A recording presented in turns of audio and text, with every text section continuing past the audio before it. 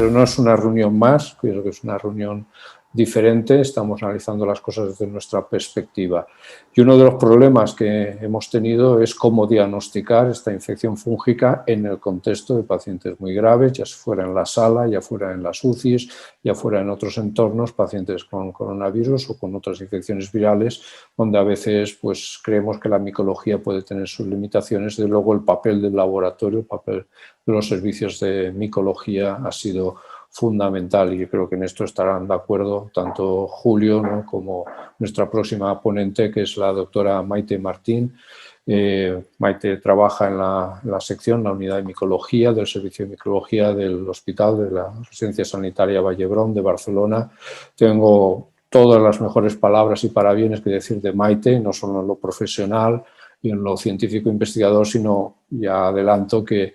estos años de compartir el esfuerzo en la junta directiva hubieran sido muy diferentes si no hubiera estado ella. La verdad es que ha sido el alma mater en todos los aspectos, la persona de gran empuje, de una capacidad de trabajo, esfuerzo brutal, de una perspectiva, ingenio, inspiración, yo qué sé, que me han desbordado en muchas ocasiones. Y pensábamos que, de alguna manera, pues todo este esfuerzo, que además continuará, puesto que va a ser la futura presidenta del grupo de Gemicomed, queríamos que se viera plasmada o tuviera su proyección, además basada en su experiencia, en esta ponencia sobre el diagnóstico micológico en este escenario especial de la infección viral grave que hemos vivido todos. Así que cuando quieras, Maite, adelante a compartir pantalla. Bueno, estos 2 años que hemos compartido juntas seguramente hubieran sido más tranquilos si no hubiera estado yo, que os reconozco, es un poco el azote de todo el mundo. Bueno, de todas formas, muchas gracias por tus palabras y suerte que estamos en pantalla, no se nota que me he puesto muy colorada. Bueno, voy a compartir pantalla por aquí. ¿Vale? Y a lo mejor no hago una presentación tan brillante como la que han hecho los 2 anteriores invitados, simplemente porque aquí nos movemos un terreno un poquito más pantanoso y espero que en estos 20 minutos pues, podéis tener una idea, aunque sea muy sucinta, de las dificultades en las que nos hemos visto abocados pues, con todos estos nuevos escenarios. Antes de continuar, reiterar de nuevo pues, mi agradecimiento personal, tanto personal como de miembro de la Junta de Gemicomed, a nuestros patrocinadores, a Gilead, a Pfizer y Gilead, porque realmente sin ellos esto hubiera sido absolutamente imposible, y también a la Fundación SEIN-GESIDA, que son los que nos han puesto a nuestra total disposición la plataforma para que esta reunión pueda tener lugar. Bueno, pues ya sin más dilaciones, vamos a pasar con la presentación. Bueno, mira, si yo esto os lo hubiera tenido que contar hace 15 años, habría sido la presentación más corta del mundo, porque esta hubiera sido la primera y la última diapositiva, ¿vale? Me voy a centrar básicamente en infecciones que nos suponen un problema numérico, con lo cual pues me voy a dejar bastantes cosas en el tintero, pero es que 20 minutos tampoco dan para más. Bueno, la infección o la correlación clásica entre virus y hongos es la que nos pone, la que recordamos todos, del HIV y pues, los neumocistis, la cándida, el histoplasma, el criptococcus, que infecciones, por otra parte, son infecciones definitorias de SIDA. El caso es que esta charla la estamos dando no hace 15 años, la estamos dando ahora, en 2021. Y las cosas han cambiado bastante en este tiempo, y en estos 15 años pues lo que hemos visto es el reverdecimiento de las aspergilosis gripales, que ya las conocíamos desde hace 60 años, pero que de la mano de la pandemia por H1N1 pues se han vuelto a poner otra vez encima del tapete y que están ahora mismo de total actualidad. Y bueno, pues así como a modo de nota anecdótica tenemos un nuevo kid on the block, que dicen los americanos, con la aparición pues, de virus que a lo mejor ahora no nos resultan tan familiares, como por ejemplo el virus de la fiebre grave con trombocitopenia, que es un virus transmitido por garrapatas y que también condiciona, por ejemplo, un aumento de la susceptibilidad a aspergilosis. Y hablo de aspergilosis porque básicamente todas estas infecciones virales que condicionan un aumento del riesgo de infección, pues básicamente lo que producen es un aumento del riesgo de infección aspergilar. quitando el HU, evidentemente. Nos vamos a centrar más bien en virus respiratorios. Y si nos vamos al gráfico clásico del espectro de la infección aspergilar, pues estos virus nos llevan a este lado izquierdo de aquí de la pantalla, a las formas que están causando daños en el aparato respiratorio, tanto en la vía como en el propio parénquima pulmonar. Entonces, dependiendo de la agresividad del virus,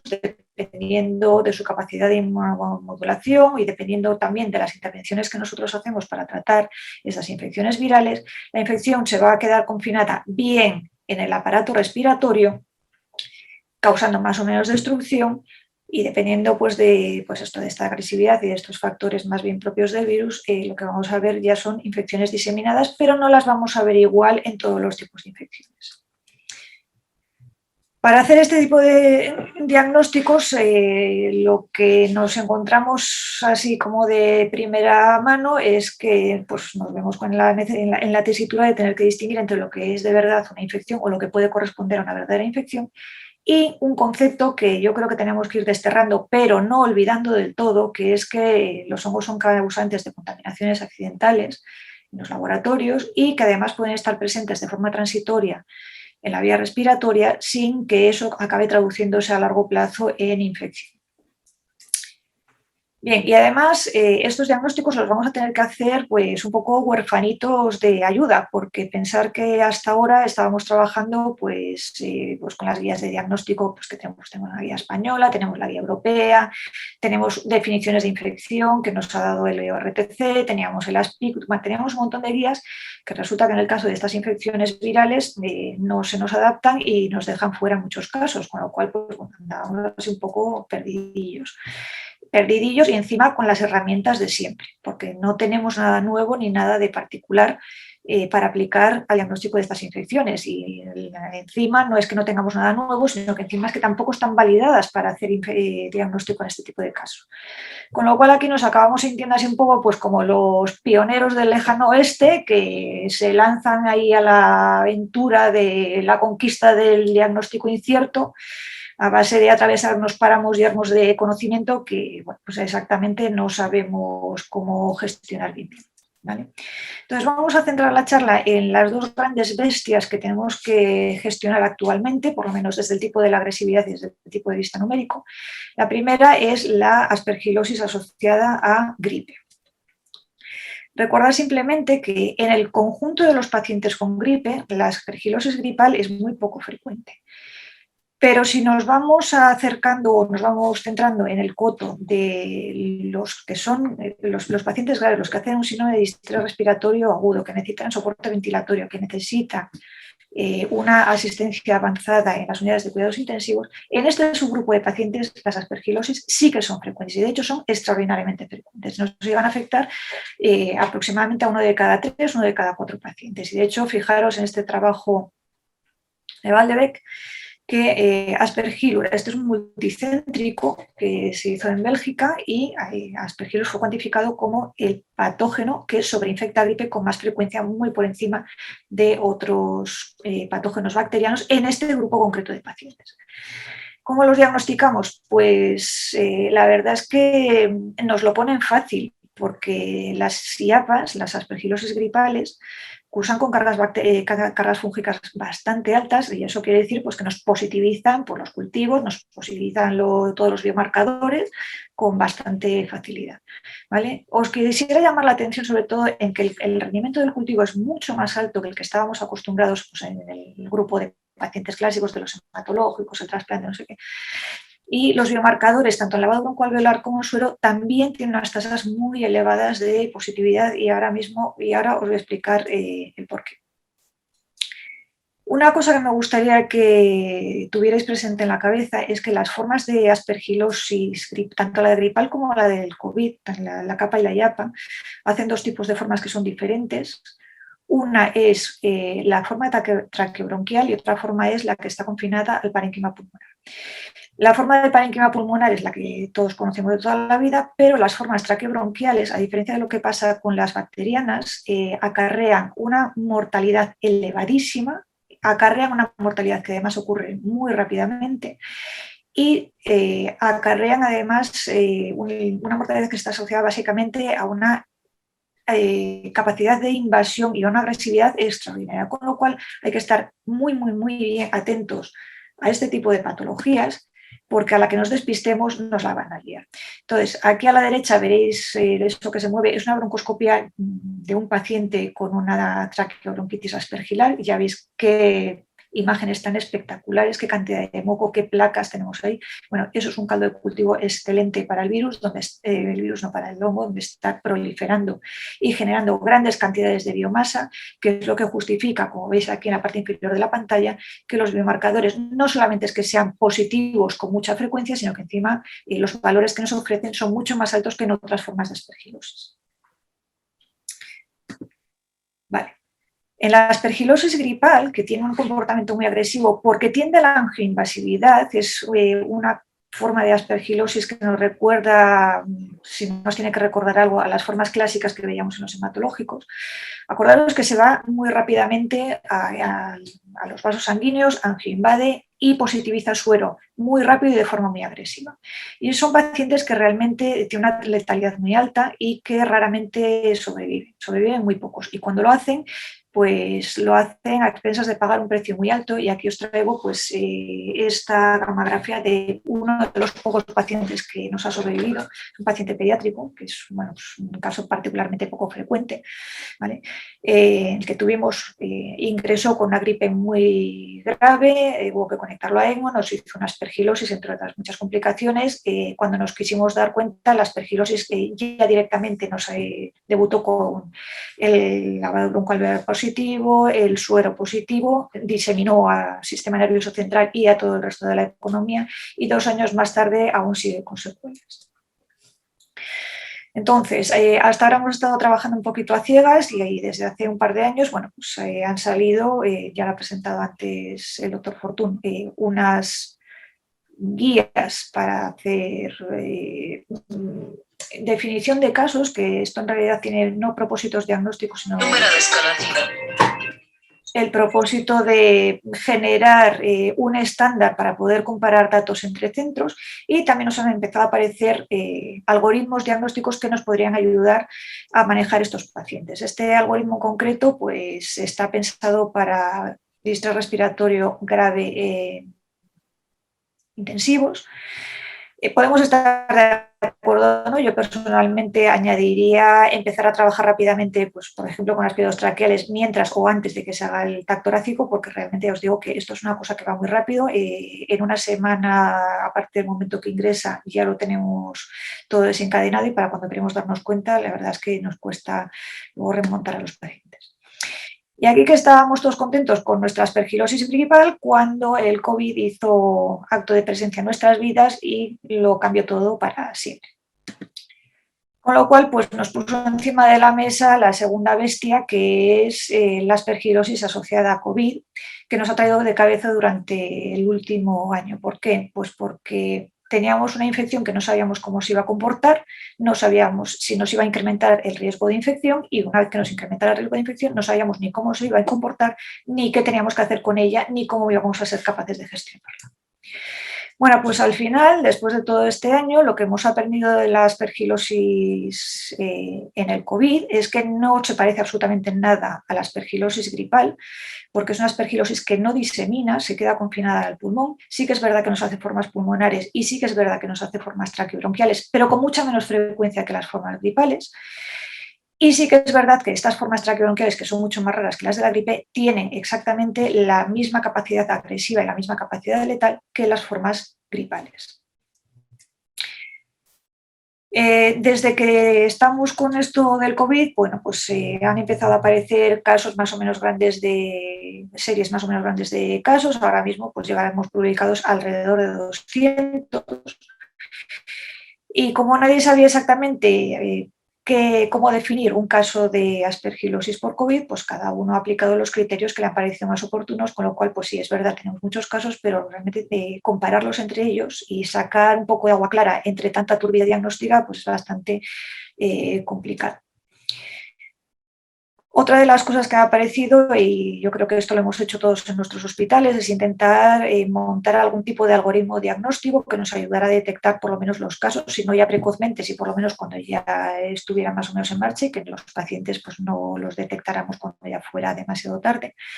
Y este, por ejemplo, pues es un algoritmo que organizaron los ingleses a nivel nacional en un intento de capturar todas las posibles infecciones fúngicas que se pudieran tener en el COVID. Si ahora mismo lo tuvieran que volver a hacer, pues seguramente sacarían de aquí la mitad de las cosas simplemente porque ya veis que en el COVID y como causa directa del COVID, la mayor parte de las infecciones corresponden a aspergilosis y no a otro tipo de hongos como neumocistis o fusarium o cualquier otra cosa. Otro algoritmo que, por ejemplo, se parecía mucho más al que hemos hecho nosotros y que desde mi punto de vista personal y absolutamente discutible seguramente, pues me parece mucho más razonable, está basado en empezar a trabajar con muestras respiratorias, pero no de pulmón, sino de aspirado traqueal. ¿Por qué? Pues porque estos autores, que también son belgas y que hicieron un multicéntrico, pues vieron que hay una excelente correlación entre la positividad en los aspirados traqueales y lo que después vamos a acabar encontrando en los lavados broncoalveolares. Y ellos hicieron esta correlación utilizando el cultivo y utilizando PCR. Nuestra experiencia fue parecida, pero en lugar de utilizar PCR, lo que hicimos fue buscar galactomanano en muestras que no son lavado broncoalveolar, que ya sabéis que es una técnica que no está validada y que de hecho, bueno, pues está bastante discutida. Y bueno, pues la verdad es que encontramos unos resultados bastante buenos. De hecho, pues una cosa que parece de perogrullo, pero hasta que no la demuestras, pues ahí estamos discutiendo todos, es que las muestras que son positivas para Aspergillus suelen tener cargas de galactomanano mucho más altas que las que son negativas por cultivo.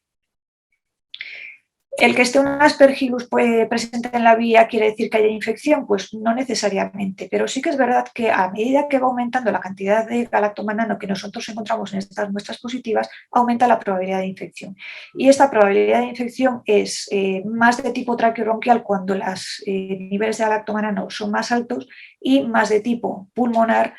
cuando los niveles de galactomanano son más bajos. Y nosotros, la verdad es que trabajar con aspirado traqueo nos ha facilitado bastante la vida, sobre todo en esta parte inicial de la pandemia en la que nadie se atrevía a hacer broncoscopias y bueno, la verdad es que hemos obtenido bastantes buenos resultados y creemos que es una vía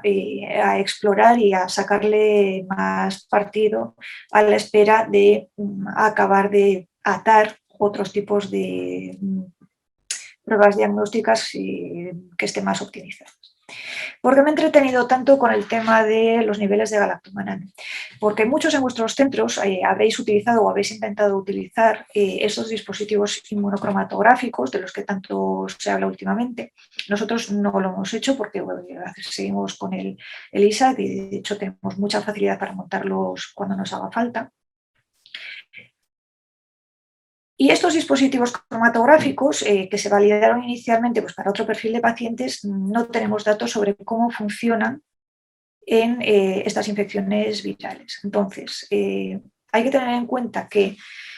ya habéis visto que en los lavados broncoalveolares, sobre todo en las formas pulmonares, no tenemos niveles de galactomanano demasiado altos. Y eso significa que si aplicamos cromatografías nos vamos a encontrar muy probablemente en estas partes más bajas de la gráfica, porque la relación entre la señal de la cromatografía y la señal del galactomanano no es lineal, sino que es logarítmica, con lo cual probablemente estos dispositivos sean muy útiles para las formas traqueobronquiales o para cualquier forma de las gripales, que estas sí que cursan con cargas más altas, pero todavía seguramente está por definir su verdadero papel en las formas pulmonares del COVID. Y a raíz de esto, pues cualquier cosa que validemos con los datos que obtuvimos en la primera y en la segunda ola de la pandemia, pues seguramente la tenemos que acabar reevaluando a medida que vaya evolucionando la situación y vayamos teniendo más vacunaciones, simplemente porque todos tenéis la experiencia de que a medida que hemos ido pasando una ola detrás de otra, los pacientes han ido siendo más jóvenes y a medida que cambia el perfil de pacientes, pues también nos va cambiando el perfil de rendimiento de todos estos biomarcadores, con lo cual aquí las cosas no están ni mucho menos claras y no están ni mucho menos definidas y aquí tenemos una extraordinaria oportunidad para hacer un estudio a expensas de reunir el máximo de datos que hayamos podido reunir entre todos a lo largo de todos estos meses. Bueno, recordaros que el grupo de Polverbright, que son como muy activos, han debido de estar, bueno, muy metidos en casa trabajando porque han sacado un montón de artículos en estos meses, pues también nos han sacado unas recomendaciones, unas guías, unas propuestas de definiciones de casos que no son de utilidad diagnóstica, son simplemente para definir casos y poder comparar resultados entre estudios. Entonces, ya para terminar, pues bueno, simplemente recordaros que las infecciones virales per se pueden condicionar un riesgo incrementado de infección fúngica invasora, porque estos virus pueden producir por sí mismos daños en las barreras, como ya habéis visto en las presentaciones anteriores, porque algunos además tienen capacidad inmunomoduladora y esto nos crea un nicho de oportunidad para la infección. Que en el diagnóstico micológico de laboratorio, desde luego, las cosas no están ni mucho menos resueltas, simplemente porque no disponemos de herramientas extras y vamos a tener que hacer usos alternativos y no validados de las mismas, con lo cual no sabemos exactamente ni qué resultados estamos obteniendo ni cómo interpretarlos. Que no se nos ocurra utilizar estas definiciones de infección como herramienta diagnóstica, porque no son herramientas diagnósticas, y si lo hacemos así, pues lo más probable es que acabemos cometiendo grandes errores que nadie quiere cometer. Y de nuevo un llamamiento a la necesidad de unificar o juntar datos que podamos haber acumulado, sobre todo desde unos estándares de calidad, para poder hacer estratificaciones de riesgo, optimización tanto de algoritmos diagnósticos como de técnicas diagnósticos y sobre todo para poder aportar precocidad al diagnóstico, que yo creo que es la gran asignatura que tenemos ahora mismo pendiente.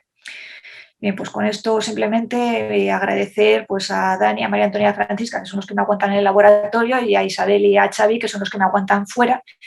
Y bueno, pues luego si queréis discutimos los muchos aspectos que seguramente os han resultado polémicos de esta presentación.